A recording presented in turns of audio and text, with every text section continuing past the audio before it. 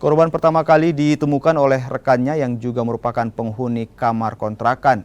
Lantaran lama tak pernah terlihat, kamar korban kemudian dibuka paksa. Dari dalam kamar, korban ditemukan dengan kondisi tak bernyawa dengan mengeluarkan bau tidak sedap.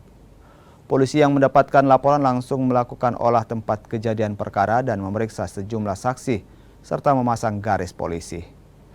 Untuk mengetahui penyebab kematian, polisi membawa jenazah korban ke Rumah Sakit Bayangkara untuk diautopsi.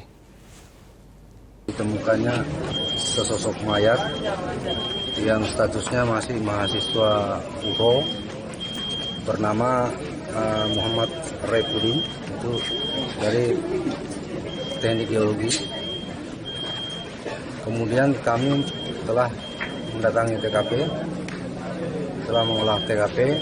Saat ini kami menunggu Rumah Sakit Bayangkara untuk datang memeriksa korban dan membawa korban ke rumah sakit.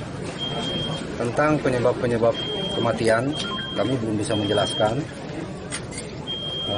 Tergantung hasil otopsi yang akan dilakukan oleh pihak Rumah Sakit Bayangkara.